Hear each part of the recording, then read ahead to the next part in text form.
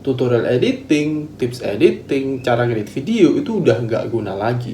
Lah, bukannya sekarang dibutuhin banget ya? Ya memang, tapi dengan pesatnya perkembangan teknologi, kayaknya itu semua udah nggak relevan lagi dah.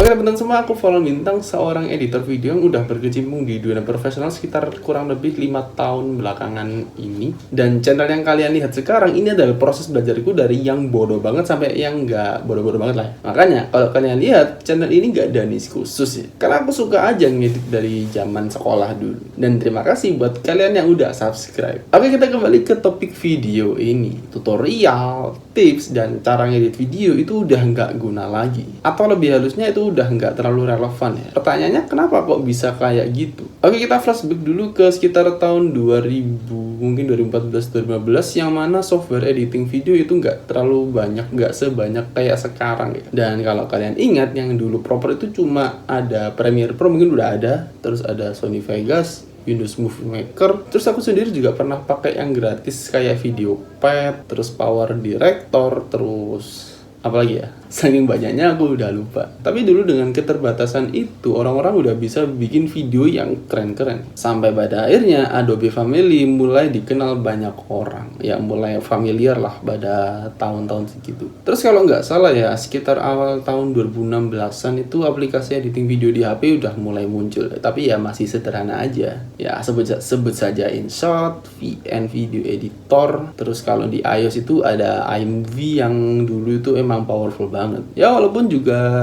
pada akhirnya terbatas juga ya, tapi dulu orang-orang bisa memaksimalkan apa yang ada saat itu. Terus kita lompat ke tahun sekitar 2018-2019an. Ya cukup jauh ya, tapi emang sejauh itu lompatnya. Dimana ya, ini TikTok mulai naik, yang dampaknya ini bikin editor video itu mulai banyak dicari. Entah itu dari perusahaan atau dari perseorangan. Dan karena itulah tahun-tahun segitu itu muncul banyak banget video tips editing, cara-cara ngedit yang simple, yang keren-keren, dan sebagainya. Karena emang demand-nya malah meledak banget saat itu, awal-awal tahun 2018an itu. Nah, terlebih lagi ya, di zaman itu belum ada kayak sekarang yang full template ya. Dulu itu masih bener-bener manual banget.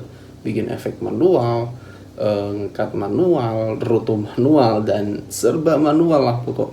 AI itu belum marak banget ya waktu itu. Nah, di zaman itu orang-orang juga mulai sadar kalau editor video ini itu bisa jadi kerjaan yang bisa bertahan sampai 5 bahkan 10 tahun ke depan, itu jadi yang paling dicari banget ya di industri. Dan aku juga ngelihat potensi dari profesi video editor ini gede banget ke 5 tahun ke depan dari situ ya. Berarti kalau sekarang mungkin sekitar tahun 2002 ya, ini udah masuk sekitar 5 tahunan sih. Ya aku waktu itu merasa itu ada potensi gede banget dalam 5-10 tahun ke depan. Dan dari situlah aku mutusin buat jadi video editor. Walaupun masih banyak pertimbangan sana sini, tapi aku belajar sedikit-sedikit sampai ya paling nggak cukup bisa lah. Nah, karena kebutuhan akan konten video pendek semakin meningkat, mulai banyak tuh aplikasi editing video mobile yang bermunculan. Dan udah pada powerful semua. Makanya pun juga gampang banget, udah ada template, filter otomatis, pokok efek-efek yang serba AI dan sejenisnya. Makanya waktu itu CapCut udah mulai dipakai sama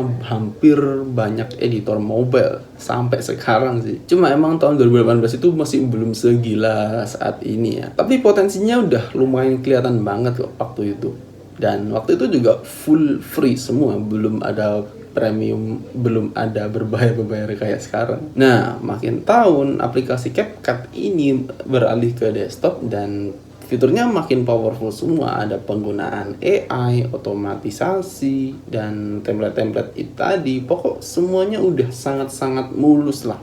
Kita naruh video aja udah langsung jadi. Dan tampilannya pun juga makin smooth seiring berjalannya waktu. Nah, terus di luar CapCut juga bermunculan tuh aplikasi-aplikasi video editing yang bikin makin mempermudah kerjaan video editor. Nah, dari situlah kenapa aku bisa beranggapan kalau tutorial editing, video-video tips editing itu udah nggak terlalu relevan lagi. Terutama yang technical banget ya. Karena sekarang edit video itu udah gampang banget. Tinggal rekam, masukin ke aplikasinya, pilih template-nya, pilih subtitlenya, dan boom, jadi. Semudah itu loh sekarang ini jadi video editor. Nah, cuma walaupun udah secanggih itu, bukan berarti tutorial editing udah nggak terlalu relevan lagi, bukan berarti nggak sangat relevan ya. Mungkin sekarang itu lebih ke tips-tips simple, atau mungkin ngajarin taste, atau mungkin ya pokoknya nggak bisa dilakukan oleh AI saat ini ya, nggak tahu kedepannya. Pokoknya nggak bisa digantikan itu mungkin dari kreativitas dan taste itu tadi ya. Karena di aplikasi editing video sekarang itu udah ada auto rough cut, terus deteksi multicam otomatis buat podcast. Terus kalau misal mau mendekin video panjang, tinggal masukin aja di website, nanti tinggal langsung jadi video 1 menit atau berapa detik. Gampang banget sekarang, nggak bermanusia lagi.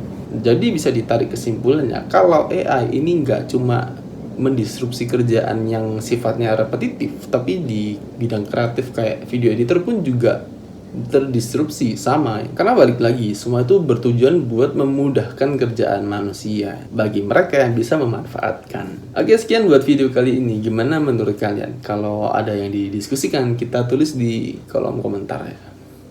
Oh ya, jangan lupa subscribe.